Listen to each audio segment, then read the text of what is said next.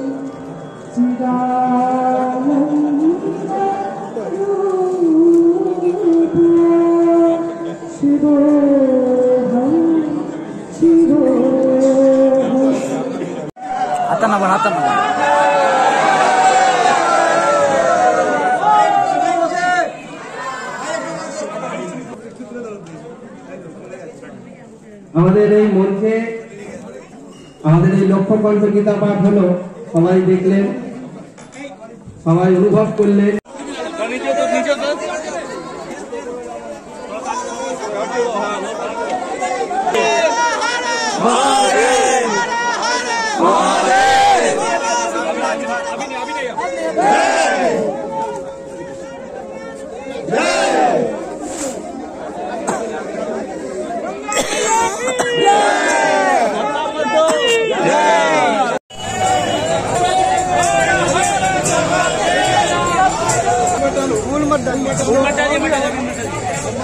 যিনি এর প্রধান ব্যক্তি, সভাপতি, আমাদের মধ্যে উপস্থিত হয়েছেন পরম পূজ্য প্রদীপ্তানন্দজি মহারাজ। এছাড়া আমাদের এখানে হংসানন্দজি মহারাজ এসছেন তারাপীঠ থেকে, ব্রহ্মবিদ্যানন্দজি এসছেন মধ্যপ্রদেশ থেকে, মানে জগৎগুরুর শিষ্য। এছাড়া আমাদের পরম পূজ্য বলদেবানন্দজি, বন্ধু গৌরবজি, আমাদের জগদ্ধাত্রীয়া প্রভু, আমাদের সর্বানন্দজি মহারাজ, আমাদের রাঙা ঠাকুরের আশ্রম থেকে কালিকানন্দজি, আমাদের জয়দেবানন্দজি, এরকম অনেক সন্ত মন্ডলী এখানে আমাদের এসছেন।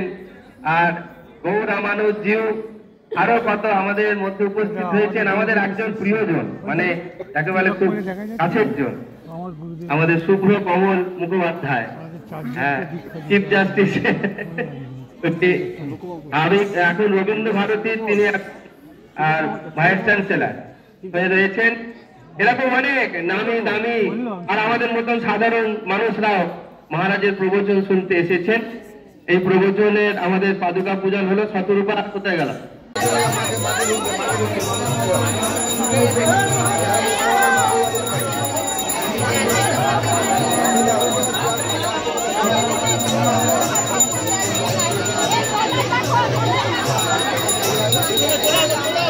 आयन्तराया चराया अलक्ष्मी उभय तुमां देव सखा कीर्ति समरिणा।